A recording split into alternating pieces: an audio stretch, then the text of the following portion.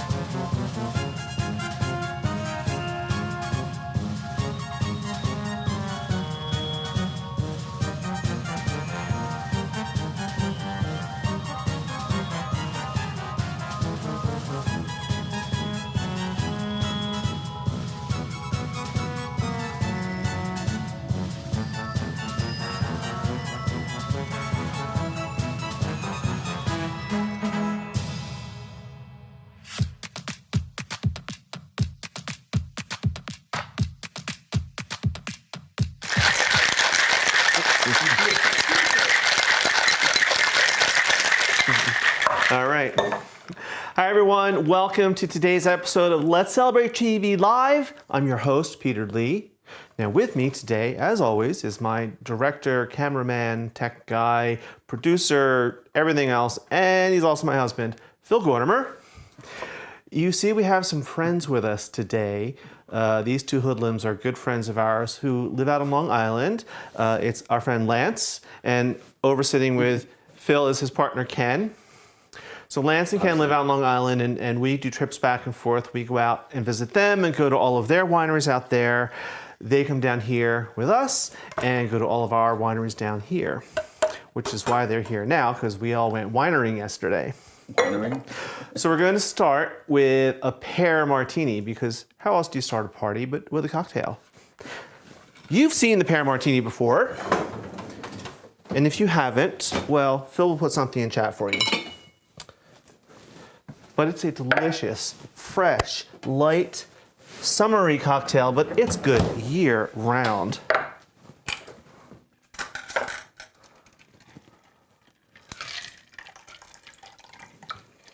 You gotta pour a little faster than that, really? Come on, peoples. There, dear. There. All right, we're coming. They could do Sam Malone and just slide them down. No, you Take can't. these out of the way. You gonna go get them or want me to get them? Yeah, you go get them. Okay. Well, here, I'll just, here. All right. Careful. Thank you. Yep. Mon petites. There you go. All right, cheers. Cheers. And let's get this party started. Cheers. Cheers Cheers. on our side. That's good stuff. This is delicious. It is good. Yeah, Great. pear juice, but for grown-ups.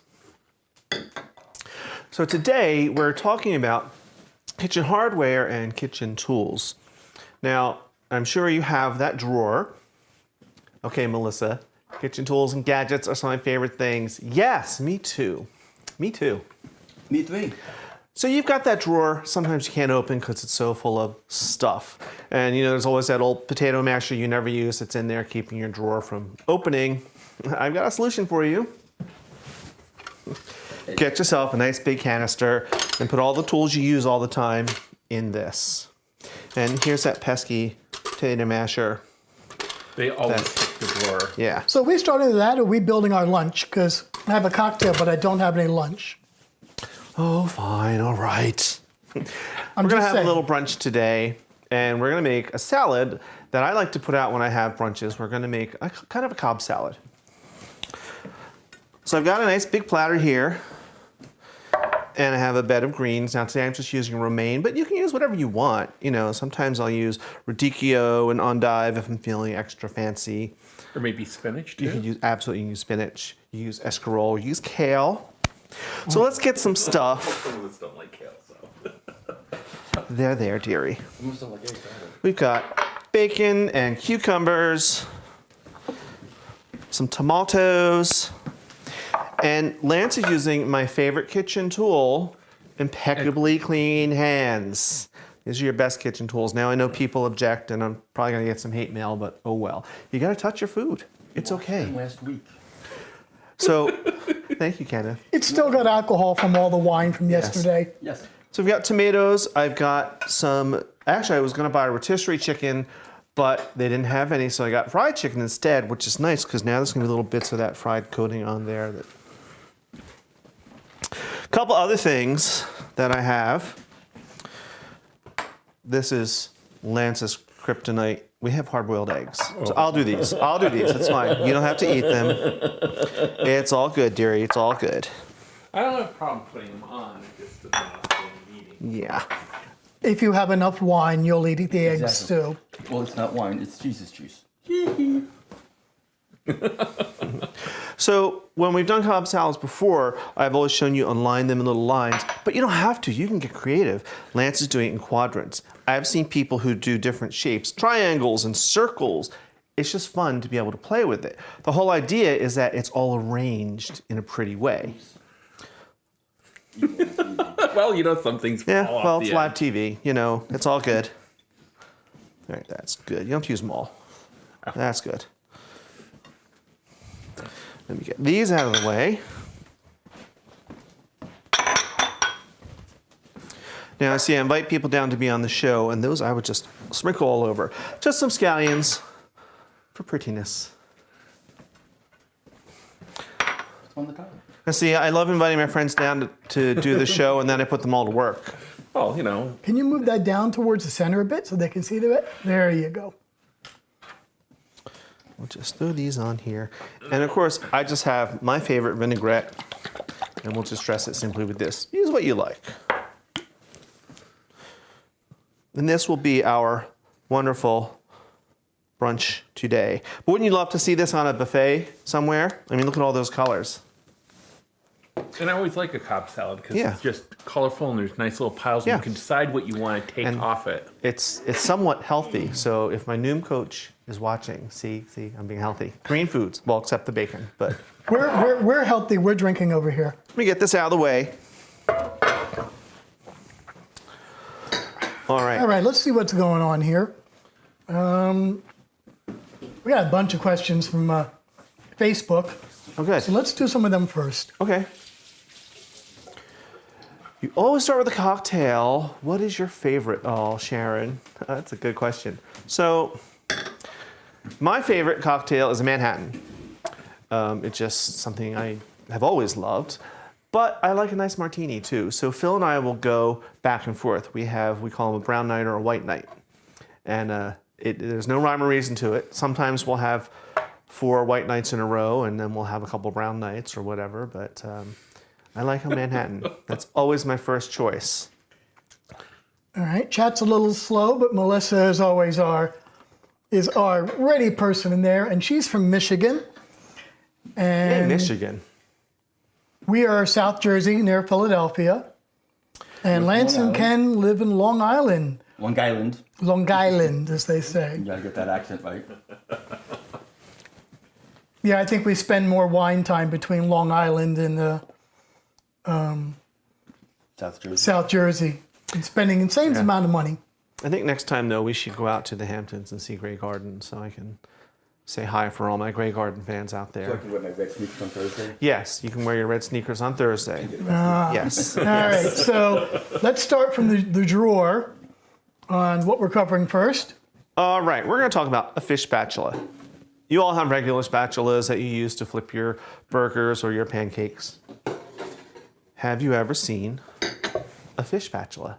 I haven't seen a fish spatula before. So they're very long, usually flexible, and they're really great for delicate things like a fillet of fish because you can get under there and it supports the whole thing. But these are great for so many other things too. I've been using this more than any of my other spatulas. And if you're careful, you can use it on a non-stick. Just don't start scraping hard, but just slide it under. The way it's bent, it kind of helps you slide under foods.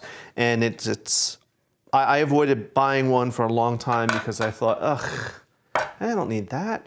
And Now, then I got I use one. it for flipping omelets because you can Yes. get underneath it Yeah. and it won't make a mess. Yeah, they're great for omelets. Anything delicate, but really I've used it for burgers and everything. So, Except we don't get to make omelets when Lance is here. right. But I highly recommend this is something you want to invest in and have in your kitchen if you don't already. Do they have nylon versions of those as well? They probably do if you'd prefer to use a nylon version on your non-stick cookware. It's also good for the antimony treatment. This one is by Oxo Good Grips. It's my favorite, but yeah, Shout out there are all to kinds of makers out there. All right, somebody noticed. Yes, yeah, I'm not only wearing glasses today, they are purple. I just got them, and these are not the first pair of purple glasses I've had. But I said, when I got these new glasses this week, I said, I want something completely different, something a little wild for me, because I'm always so conservative and blah and professional. And Phil picked these out. He came running over and was like, try these on, and I wasn't sure. And I said, well, remember, you're the one who has to look at them. I can't see what they look like. So here I am, purple They're a glasses. nice shade of burgundy. Or purple. Purple, yeah. Burgundy, really? Yeah. Well, from the side, they look burgundy. No, they're purple. All right, what's next, dear? Okay, the Whisk. You know what a Whisk is, right? Nice big. Have them in several sizes. You don't spend a lot of money on them, but yeah. so versatile for everything. Always have a whisk. If you didn't, you could stir things up with a fork, but really, this is safe to use because it's rounded, even something non-stick, it won't scratch. No, it And- won't scratch.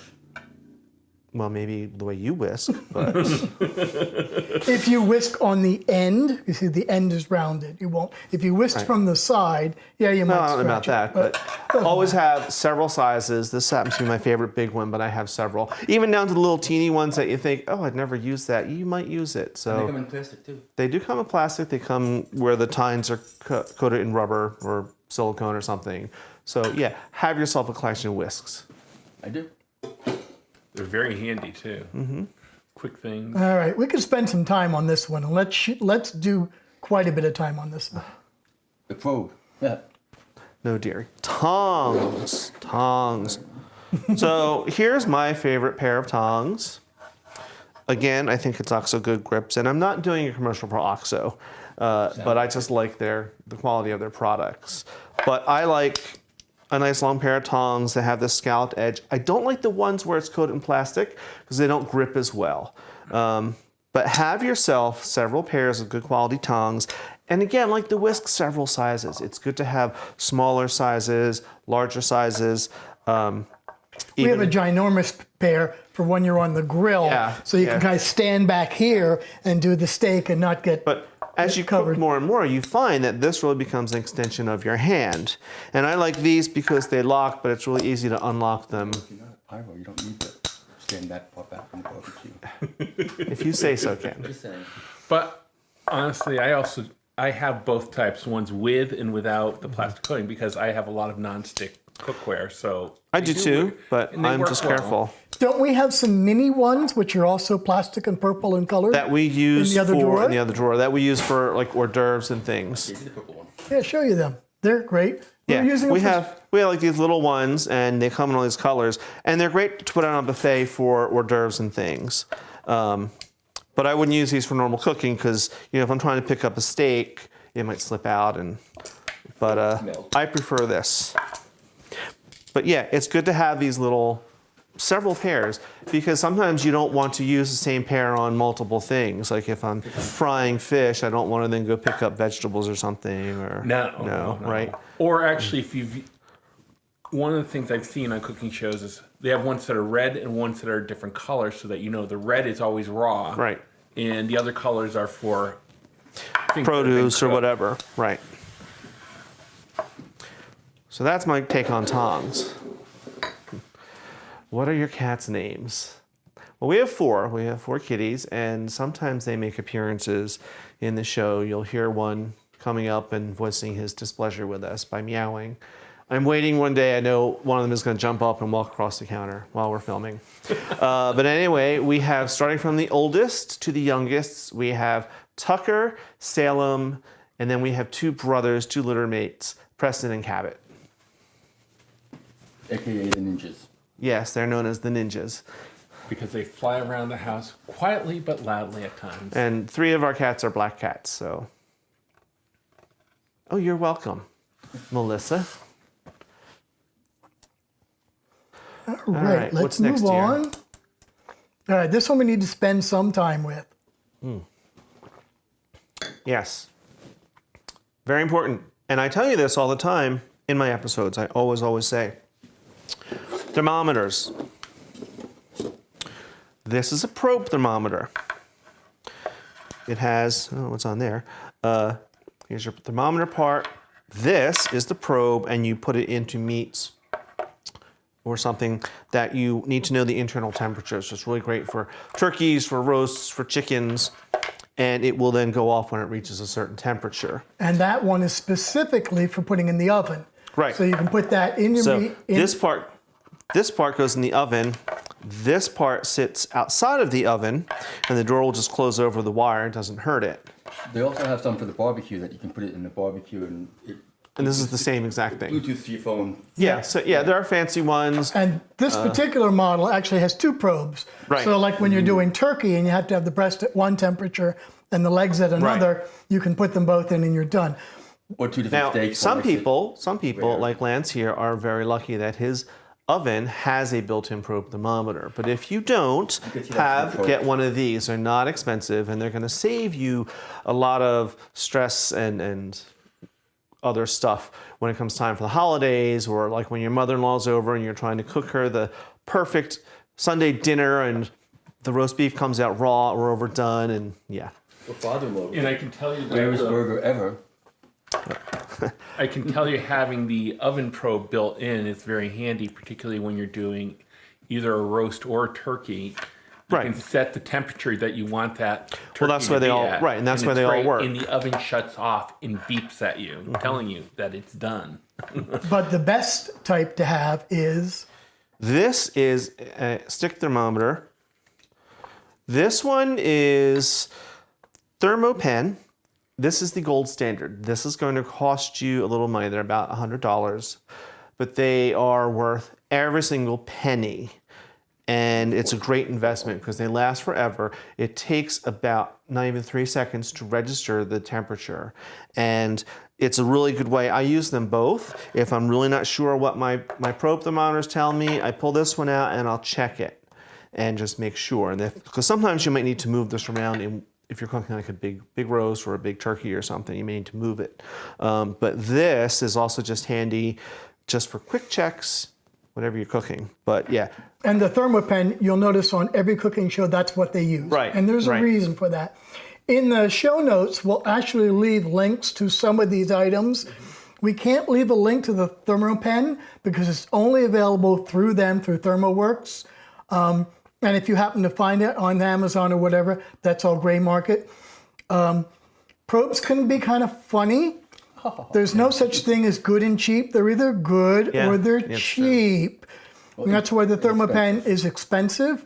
But, and the big but, more importantly, is not only is the Thermopen extremely accurate, it can be calibrated and recalibrated, where once the others go out of calibration, assuming they were right even in the beginning.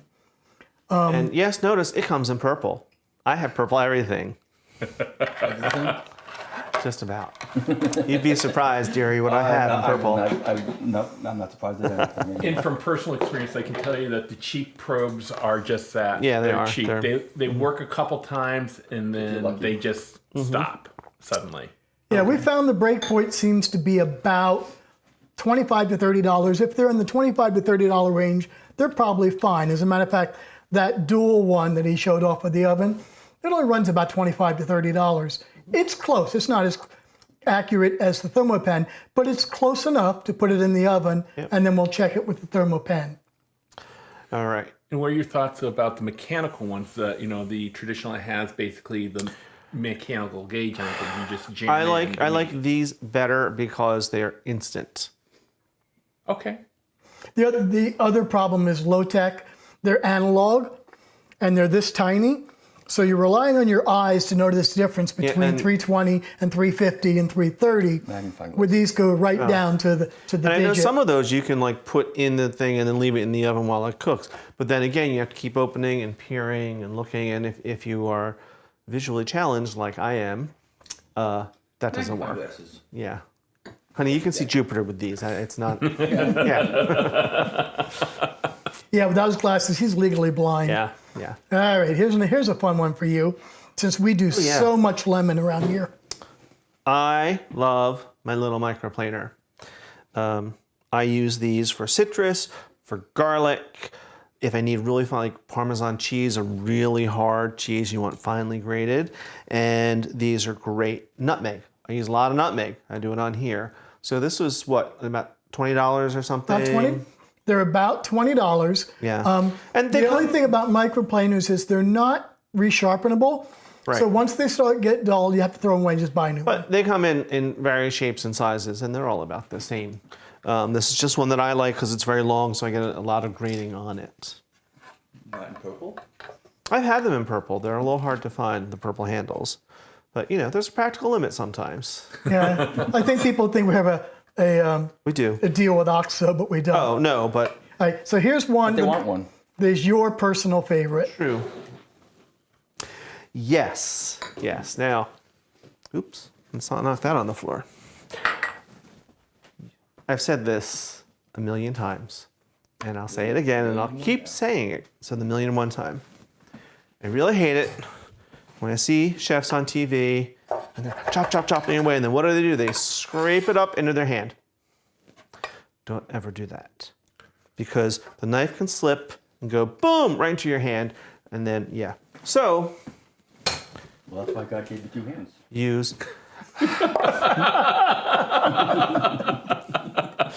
Yes, that's true.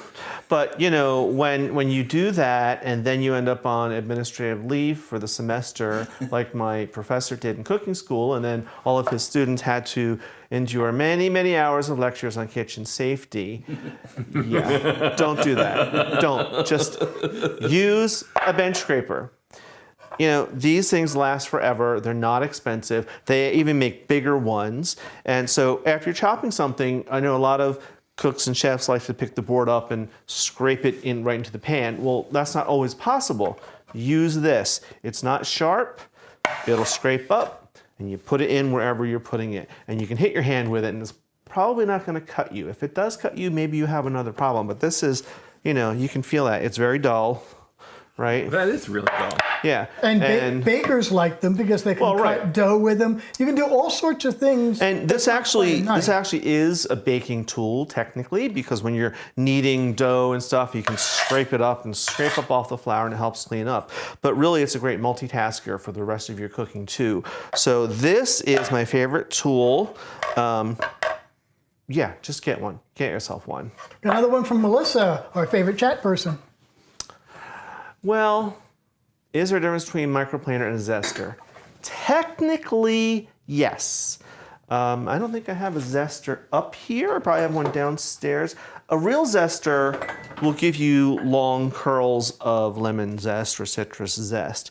The microplaner does exactly that. It's very, very small grating of it. They're very similar, and people often will mix up the terms, zester or microplaner. So the answer is technically yes, but not really. The only thing that we've seen is a lot of the ones that are zester, rather than being long and thin, are really, really wide. Right. So you can get the entire lemon or the entire lime on it. They might have a little bigger tooth on it, so you'll get a little chunkier zesting from it than what a microplane will give. All right. That's my story, and I'm sticking to it. I have a question for you. What about microplane zester? Wooden cutting boards versus plastic cutting boards. What are your thoughts on that? I prefer wood. I know I have a plastic cutting board here. I know a lot of people feel that the plastic ones are more sanitary because you can throw them in the dishwasher.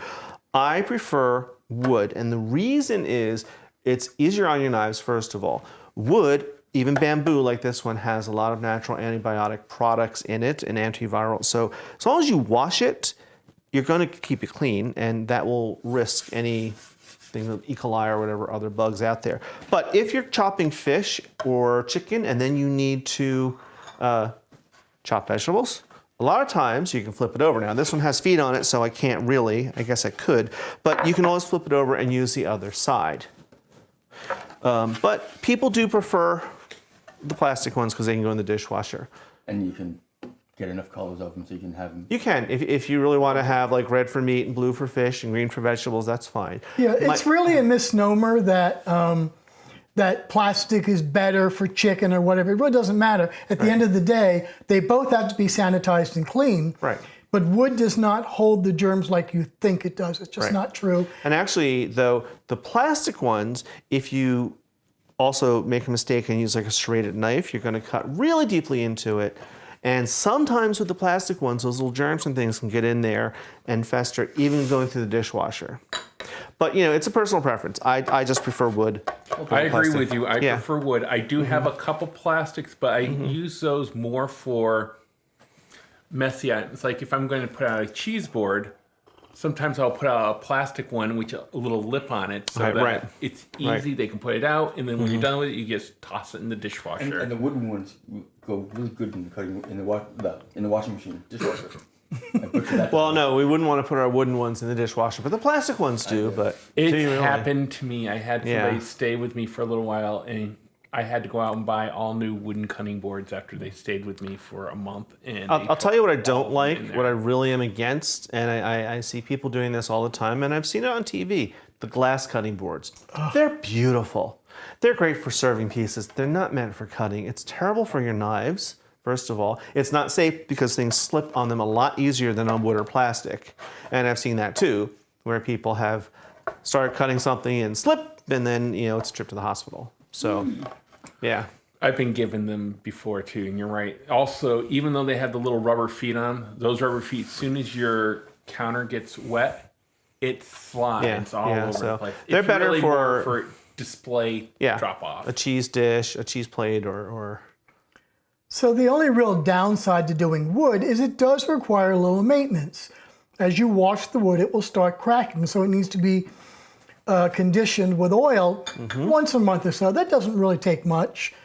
Where you don't have to do that with plastic. You'll notice in the professional cooking shows, the boards get very, very, very thick and heavy, 3 and 4 inches. That way they can take a giant cleaver and go bang and not shatter it. Bamboo is light and inexpensive, but it will break. And what do you condition the cutting boards There's with? food-safe mineral oils that are specifically for cutting boards that won't poison you. I have some for the butcher block board that I have. Yep. All right, let's move into the appliances. Well, let's double back to the plastic cutting boards. The extra chunks you get when you use the shredded knife, just give it extra flavoring in the food. Right, Melissa's, Kevin RV Addict's got a comment about them. Now, okay, I get that, and I don't even think I have the ones you're talking about. We just tossed 3 of them. Yeah.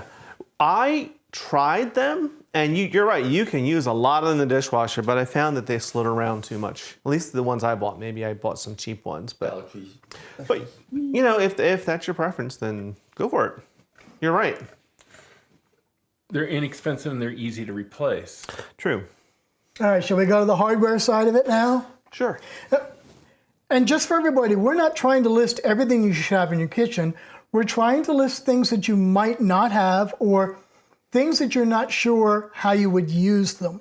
Everyone has their own choices. And some of them are going to be investments. You're going to spend quite a bit of money, but have them for 20 years because you can do so much with them. I mean, people have been asking me these questions for a while now. What should I have in my kitchen? What should I have? Should I buy this over that? So here we are. All right, let's go from light to heavy. Okay. So let's start out with that one. Aha, the hand mixer. One of our favorite things. I have a hand mixer. It comes in this pretty little case. If I can get it open. There we go. Nice hand mixer. Now the modern mixers will come with a couple of regular beaters that you're used to seeing. This one has a whisk, which is great when you're whisking up egg whites to make a meringue or for whatever. And it also has some dough hooks if you want to knead your dough by hand with a hand mixer. You know, they've come a long way. You what? Or if Homer Simpson uses it. Oh, yeah. So this is great. Sometimes, it's just easier to pull this out. Whisk up your cake batter, mix up your stuff. You don't have to spend a lot of money on them either. This one, even though it comes in this fancy case, it really wasn't expensive. It was under $20. Yeah. Just pay attention to the watts. Yeah. You want higher wattage because there are ones that are inexpensive, but they have really low watts and they won't handle up to. But yeah, this is great. This is if you're making a quick mashed potatoes or mixing up a cake batter. Yeah, keep one of these around and you don't spend a lot of money. Like at Christmas time, Home Depot sells them for like $15. Yeah, a lot of stores will have them for like $10 or $15. Blades on it. Oh, it's funny that Kevin RV is around because look what question just came up. Are we going to make more episodes from Camping Kitchen? Yes, we are, and we're going to, through the grace of God, try some live streams up at camp, which will be interesting because it is a very busy campground and there's going to be a lot of noises. Golf carts, drunks walking by. And scenery. Well, no scenery, but yeah, we're going to try it. We'll see what happens. But we'll still record some regular episodes too. All right. And since Lance is here, this one's appropriate since he wrote it a long time ago and we never featured it. So So Yeah. basically, if you had to change one thing in your kitchen, what would it be? Turn around, I know exactly what it is. Right. So I would get a bigger cooktop. When we built this house, we put our money into structure and not bling. So we upgraded the kitchen, which gave us double wall ovens and nicer countertops and things. But when they asked me, do you want a 30-inch cooktop or a 36-inch cooktop? I was a little worried about if I got the 36 and started adding, was that going to price us right out of getting this house? So I said, no, I'll take the 30. That's what I have now. And Bigger is better. bigger is better. Bigger is better. I wouldn't have the stupid microwave behind me. I would have had a nice hood. I would have lost some cabinetry, but that's okay. So that would be the one thing I would change is the 36-inch cooktop. And we actually upgraded that to a nice professional version we have right now. But it's still only a 30-inch. The problem is to go to 36, the upper cabinets that are above it would all have to be replaced, and the lower cabinets, because there's no room. And they'd have to cut a bigger, Cut a bigger, cut some of the it- granite and So even though it might only be $1,000 to do the stove, it could be $20,000. tens of thousands for the Yeah, rest of it. in cabinet changes. So someday. Maybe. If, we win one of those food lotteries. Yeah. All right, so you got the baby. Let's go to the granddaddy. Okay. Let's spend some time with this. Food processor or stand mixer? I'm still wrong. Let's try one more Girl. time. Girl. No more martinis for you. Oh, no. It's empty though. Oh no, Everyone's glass is empty now. that's just tragedy. Yeah. All right, our stand mixer. I'm going to bring Bertha over. You've seen me use Bertha before. Ugh. Jiminy crickets. Here we go. Okay. Here is my beloved bright red KitchenAid stand mixer. And yeah, that's about as best I can do. Yeah, it's good. Okay. Phil bought this for me like 22 years ago. yeah, it was like maybe for the first birthday I had when we were together. So I've had her for 22 years and she's still going strong. This is one of those kitchen investments that wait for them to go on sale, look around for deals, but make the investment because they will last forever. You will use it far more than you think you will, even if you don't cook. You'd be surprised. And you can get these glass bowls, they have metal bowls, they have all kinds of attachments, which I have several. They have like meat grinders and pasta makers. And there's two kinds. There's the one that Peter has, which lifts This up. tips up, and there's a slightly bigger one where this is all stationary, but the bowl raises and lowers. So it's a little bigger, but this is probably all you're going to need. I have the one that raises and Do you? lowers, and I've had that now for 26 years now, Yeah. and it's still going strong. And they are a kitchen investment. They usually run normally between $379 and $400 for the smaller one, and as high as $500. Usually in the big box stores like the Walmart. like Sam's Club or Costco. Towards the holidays, you'll see them discounted down to like Even like $340, in Best Buy $349. and They are an investment, but you literally, where you will go through dozens of hand mixers Right. and dozens of tools, you will have this one and a food processor forever. So Yeah. they are worth it. Well, Walmart sells them cheaper than that. We have a link actually in ours, and if you watch it, it's down in the show notes and down in our everyday videos. If you watch that one goes on sale pretty often. And if you buy it through there, you help out the channel anyway.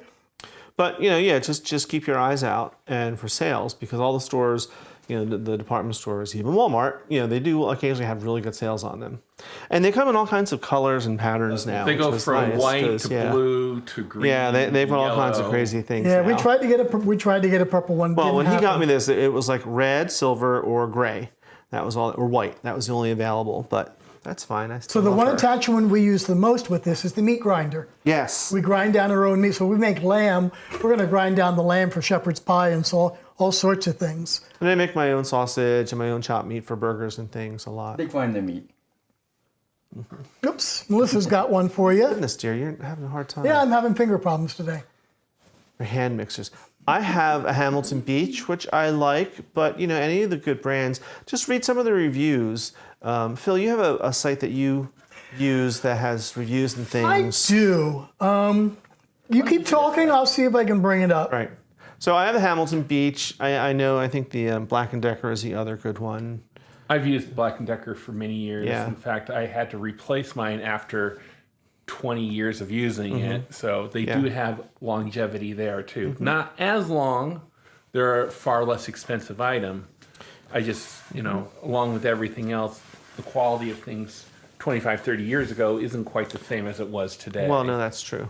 They were better then. Yes. Weren't we all, though, better 25 years ago? I'm just kidding. All right, let's see if I can make this happen here. There we go. So this is sort of my favorite review site. It's called Wirecutter. These guys have been around for a long time. And what we like about them is that they don't do reviews. They buy things and send them home with their staff and 20, 30, 40 other people that they know and get really good stuff. And the reviews are realistic. Like, this is good, it could be better, but at this price and so on. And they have a whole section on appliances. How do I get that gauge? Right? Yeah, well, get us to test some stuff. But you can also, Consumer Reports, America's Test Kitchen, there's lots of review sites out there. But, don't discount the fact that they're only between $20 and $30. So Yeah. if you bought one and you didn't like it, throw it away, give it to your friends, buy another one. Hamilton Beach, Black & Decker, probably any of the name brands would be okay. You don't have to spend $60 on some fancy brand. If you want to, you can, but... And you can spend less, go to the thrift shop, get a nice quality used one. Thanks. Yeah, it could be dangerous. We're gonna, as long as I can come up with a way to have a mute button that hits instantly, we might be able to make it work. So all we need is a couple drunken queens coming up. Are you guys filming live? What are you doing? Yeah, because that's never happened when we filmed up there before. Yeah, no, never. Never. No, that never happened. Maybe even these two might have done that. I was gonna Just say, saying. I wasn't part of the guilty parties. Yeah. I was respectful.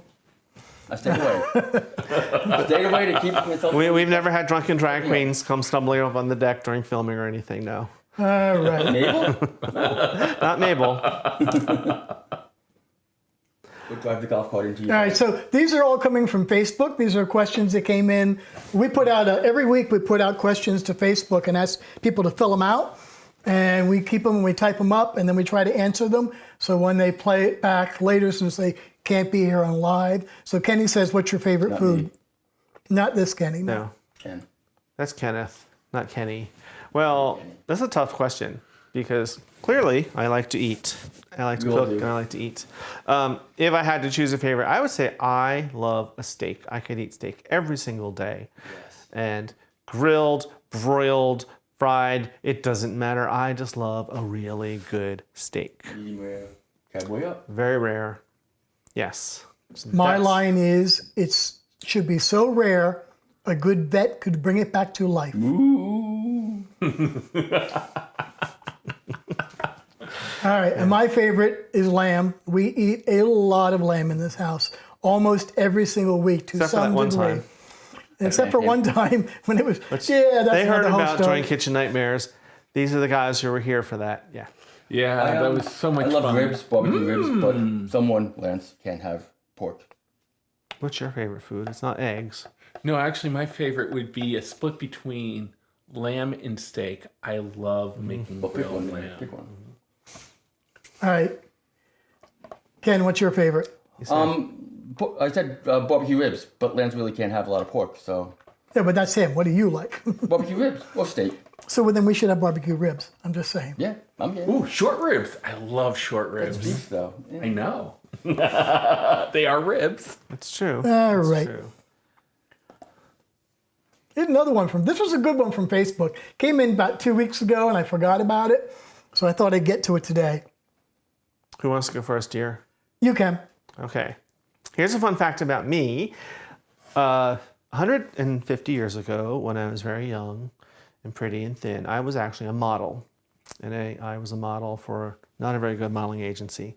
I did a lot of runway work. I mostly freelanced because my agency never got me any work. So I did the circuit here in the Philadelphia area of all the department stores when they're having a fashion show and I need a man to wear a suit who can walk a runway. Okay. So I look good in a suit. So that's what I did for a couple of years on top of working in retail and But a lot of people don't know that I was a real live, authentic model. I had hair. I was this big around. And, you know, I was 20. So who isn't cute when you're 20, right? And you knew how to walk the catwalk. I did. I learned very quickly how to walk the catwalk.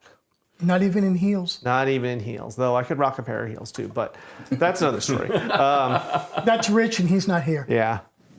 All right, so for me,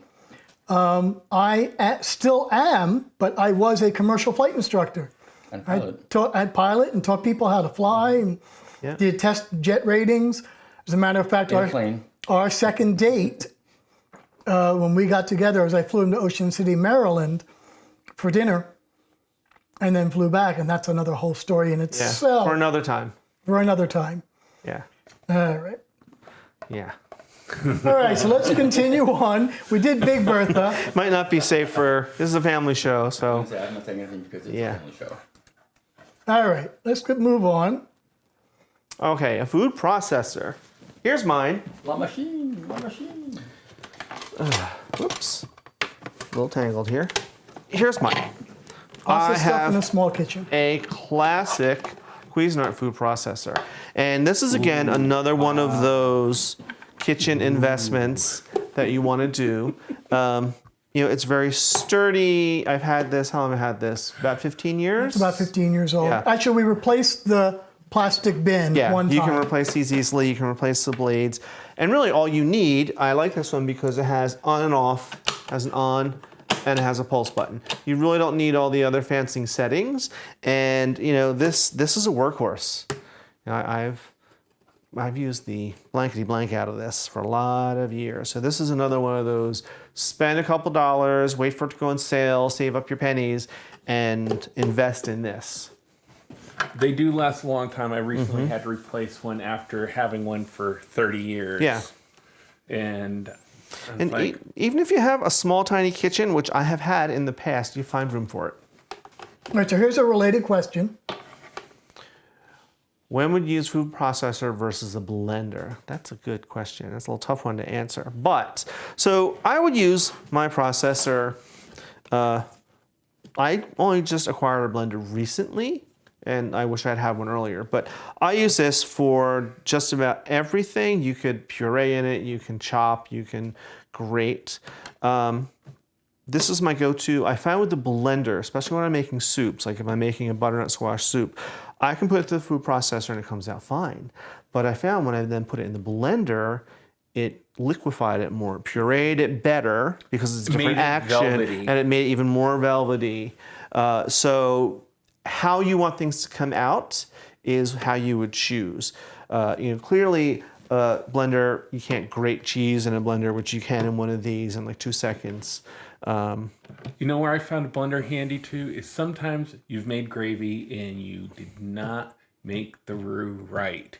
Yeah. So one thing you can do is you can toss that into a blender and solve the chunkiness of the flour. Right. You can make sauces in blenders that you'll get a better quality, better product than if you did it in the food processor. You know, also if you're making frozen margaritas or there is that too. There is in that. simpler terms, if you need to cut through something hard and dense, so you had meat and you want to break it up into different textures, you would you'd use the food processor. Right. Where the blender would only have one texture, liquid. Yeah. All right. When would you use the bullet? I wouldn't. Okay. But I don't have Those are like little tiny things. Yeah. Those are like for smoothies or like a little, like maybe making a dressing, a vinaigrette or something. But you can use a blender for that, Yeah. so there's no need for these little tiny things. And that happens to be what's Right. up next is blender. Right. Did I bring my blender? No, you did not. No, I did not. Well, I thought you did. oh yes, I did. Here it is. Behind me. Yes. So here's my new blender. Black & Decker. And I like it has a glass bowl. It's got a few buttons, but mostly it doesn't, some of them have like 25 settings. Yeah, you don't need all that. You know, this is great for, you're making a soup, you're making a sauce, you want to make hollandaise, you can make it very quickly in your blender.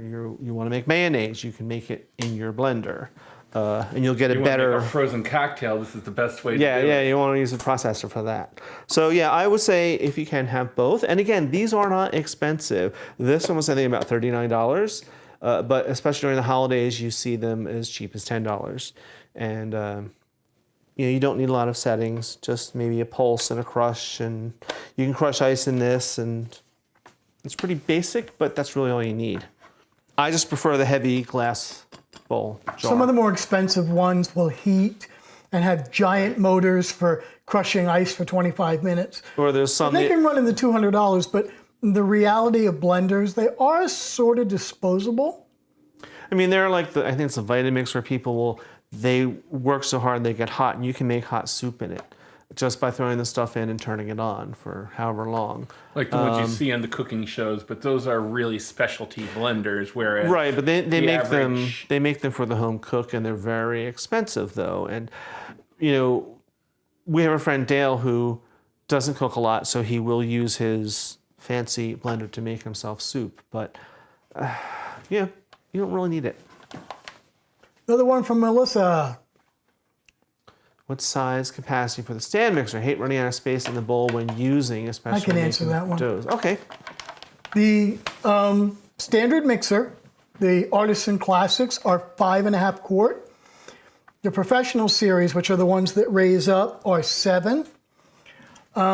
It's pretty much established that anything smaller than 5.5, you won't have enough volume. Right. And scraping down the sides becomes a real problem in a very small bowl. So 5.5 is the minimum. They go as high as 8, but then you're in an entire different class of weight, and that's the commercial. Now, along the same lines, Melissa's got another one, and I know the answer to this one, but we'll let you do it. Okay. Have I ever used a food processor for bread dough or other items people usually wouldn't think of? I have not made bread dough with my food processor. I have made some other doughs with it. Which is fine. Like I've made a few tart doughs for a tart. The stand mixer I have used for when I first started making bread, because it has a dough hook on it and it would do most of the kneading for me. I've just gotten to the point now where I do it all by hand. So I have done that with the stand mixer. For the food processor, I've used it for when I finally figured out how to make pie crust. Yeah. Because I am terrible with making pie crust. I finally learned how to do it in the food processor and made a perfect. It comes pie together crust. really quickly. But you have to be careful with that though, because it's very easy to overwork it and then you get a tough dough, or the butter starts to melt and you get a soggy dough. Yes. But yeah, people do it.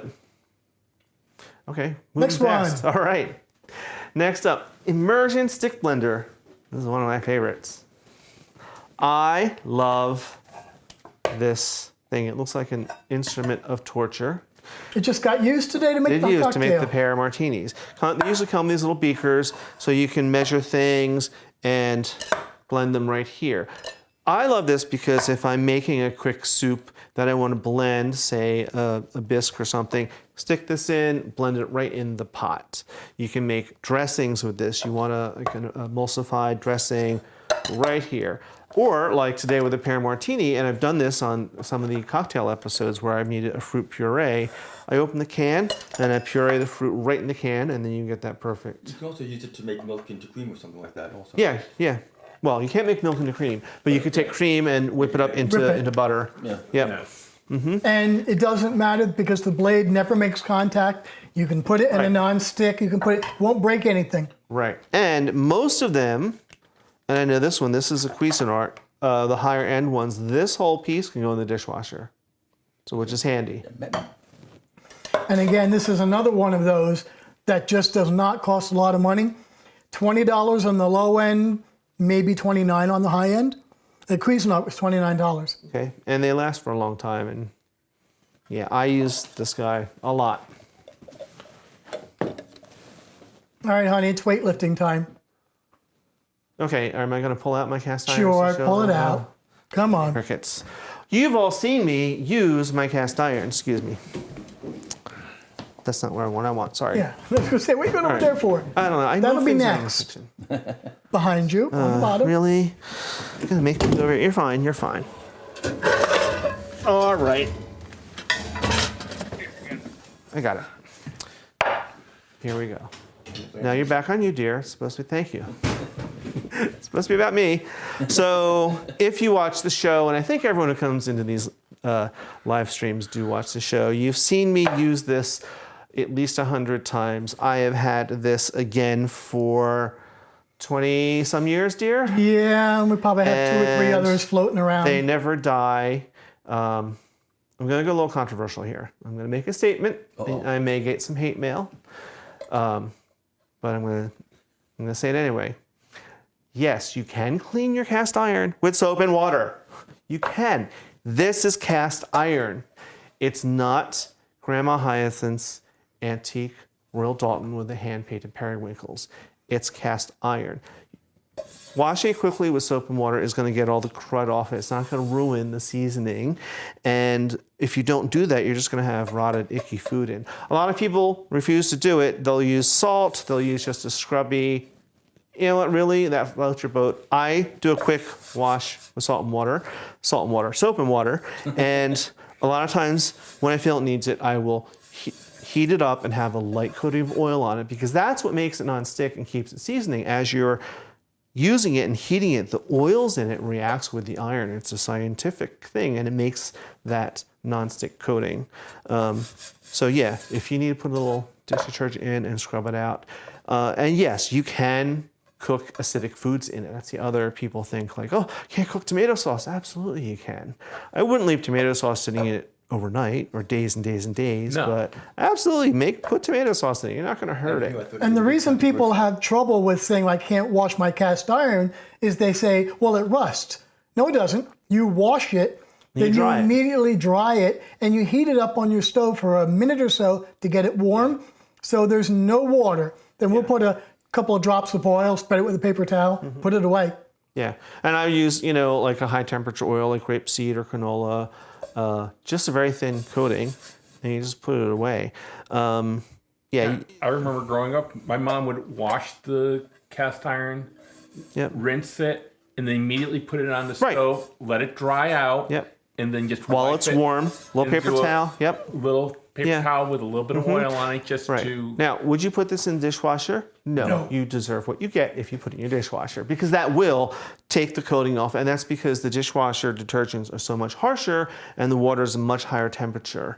But, if you don't want to use soap and water, that's fine. You do you, but you can if you want to. So we won't eat anything cooked out of it. All right, so we're not going to be doing, even though we won't be doing eggs because Lance is here, you still, if you're going to do eggs, then you have to have the right fry pan. Right. I don't think I need to show you what a nonstick frying pan looks like. I would think you would all have them. I keep them several sizes. I don't use them for every little thing, but something like eggs, I will, because why be a hero? I know some of my chef friends will only use stainless steel, but then you have to use a lot more oil or butter or fat in the pan for whatever. Or they'll only use cast iron. And you could, but I like to keep some nonsticks around for various things. And the anodized ones are so much better than the old nonsticks. Oh, yeah, yeah. And the reality is that unlike cast iron, which will last forever, nonsticks won't. Don't be afraid to throw one away after a couple of years. And if you get scratched, throw it away, because that's when the chemicals come out and they're not good for you. Just FYI. If it's a Teflon pan. Yeah. No. Now, your favorite thing, and probably the one thing we own more than anything else. Oh, yeah, a Dutch oven. You got 2 different types. You might as well get them out. We have 2 types. I'm not hanging them all out. I'm not. Just get to it. Practical limit. Really, Get dear? the flat one and the big one. Oh, Jiminy Crickets. You're killing me, Smalls. All right. Someone has to. It's okay. Show's almost over. You can drink and eat soon. All right. Yeah, but this is not supposed to be... All right. You see this on the stove behind me almost every episode. My giant enamel cast iron Dutch oven. I love this. It's getting some seasoning, but you can take that out with baking soda or what's that stuff? Bartender's Friend. Yeah, bartender's friend. I don't mind that staining. It just means it's well used. Now here's a fun little fact, and you may get upset with me for this. This guy right here can go in the dishwasher because the only exposed iron is right here and right on the edge. So if you get a little spot of rust, it's very easy to wipe it off and give it a little oil and you're good to go. I don't do it every time, but occasionally I have been known to toss these in the dishwasher. But again, I have them in several sizes. I also have one that is ceramic. Why don't you get that flat one out while I talk about something? Okay, can Get I the lodge. talk about the ceramic one first? Okay. So I have one that is ceramic that I use for like macaroni and cheese and stuff. The difference between them, this is very heavy. That one's a lot lighter. However, you're not going to break this, whereas that one I've had to replace a couple times because I'm taking it out of the oven and I bumped it, or I sat down a little too hard and I went, oh look, crack. Yeah. And that's not fun. Cast iron Dutch ovens are a little controversial because the top of the line one that you hear the most, the La Cuisine, are $325. La Cuisine. They're $325 to $400. They don't have to be. Right. We actually like a line called Tramatina, which is available in all the local stores. They're $30 and $40. We own the high-end one. You put the two next to each other, they work exactly the same. One thing I like about all the ones that I have are the handles. I like them with these type of handles. Can you zoom in on that or change the camera? Can't zoom. Oh, sorry. Change the camera. Yeah. There you go. So you see these nice big handles that you can really grip. Some of them don't have that, and that's something to look for. This type of Dutch oven is really called a brazier because it's shallow. Now this one, a little different, not quite as seasoned, even though I've had this longer and I use it quite often. But this is another handy size That's to have. a lodge one, too. This is a lodge, not expensive, but these are things to keep around in different sizes and things, and you can get them in all kinds of fun colors. And they're just workhorses, all of them. All right, we're going to last two, and then we are done. It's lunch and cocktails, or champagne, actually. Champagne, yes. Let's do this quickly. All right. Should I get the bottle? You've seen me use my mandolin. Yeah. Invest in one. Always use the guard. You'd be surprised how often you use it. You can make crinkle cuts, you can do shoestrings, you can do super fine, super thin slices. Just always use the guard. Don't be a hero and have wet hands and try and start slicing carrots on it. As you slice your fingers off. Yes, end up making a trip to the hospital. All right, and the most important thing Yes. to help you learn and become a good cook. Is a food scale. And you don't have to spend a lot of money on a decent little food scale. They come in, they're all digital now, which is great. They're the one we just bought was about $30, Yeah. right? Yeah. And they do grams and ounces, they do metric and imperial. I bought one for $20. And they're great. And if you get a digital one, they're easy to read. And pretty accurate too. So that's really when you're first learning to cook or getting into cooking, or if you're doing something like you're trying to eat better and lose weight, and you want to start really watching your portions and start measuring it with your little scale. And if you have one and you don't use it for a while, take the batteries out. Or else And weight is important. A cup of rice weighs more than a cup of flour. And if you start going by cup measurements, that may only work in the US, doesn't work in the rest of the world. And when you're reading recipes, if it's by weight, and almost all baking is by weight, it's far more accurate and it's easy to do. We use it here because every time we do a recipe on our show, we have a significant audience in UK, Canada, and Australia. So we make sure we have the metric conversions to the point where we actually don't have to weigh too often. We do it in our heads because we've done it so often.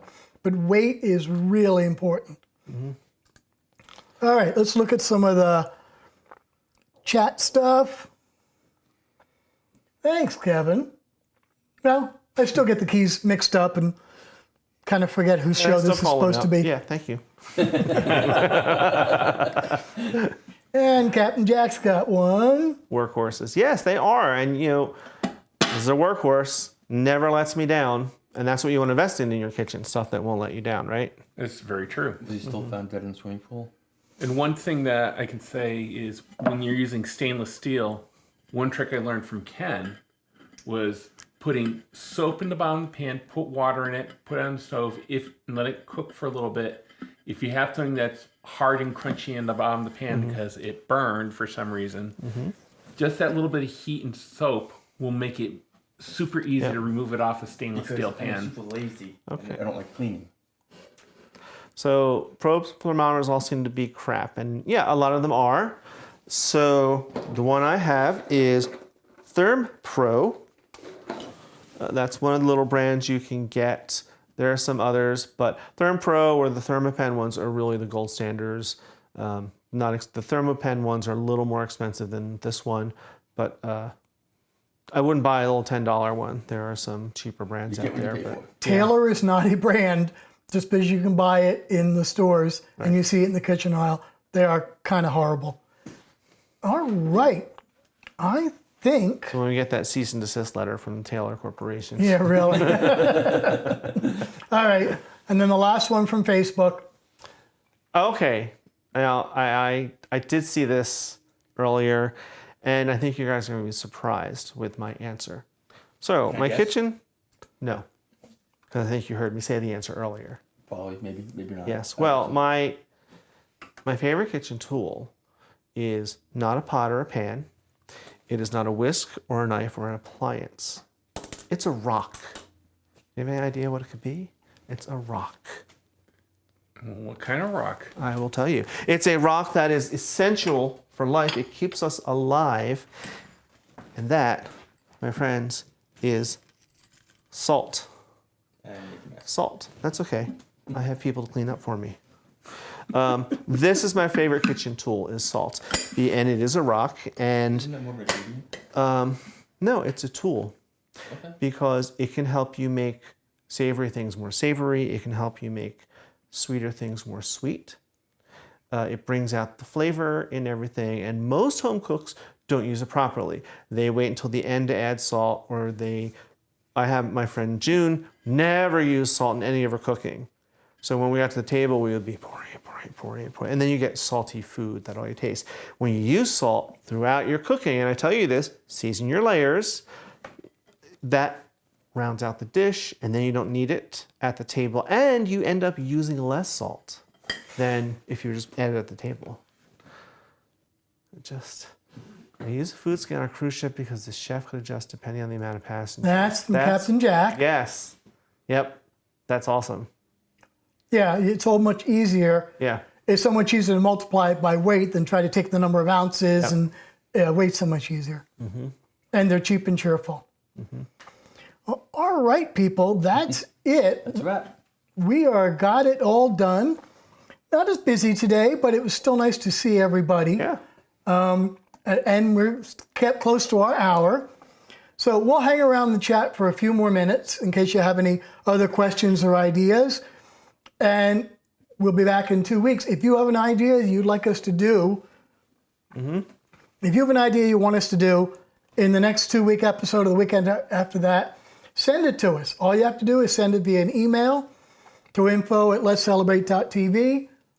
And not just ideas for live streams. If there's a recipe you'd like to see featured, or something you don't know how to make and you'd like me to demonstrate it for you, or even if you have your own recipe and you would like to see me feature it either on live stream or on episode, send it in. Absolutely. I did, but it's a family show, you keep on telling me. Well, yes, it is. There's a limit there. All right. From all of us, We'll see you next time. We'll see you on Tuesdays for our regular episodes and Fridays for Cocktail Fridays, and of course, every other Sunday for our live streams. So until next time, cheers. Bye. Bye. Bye.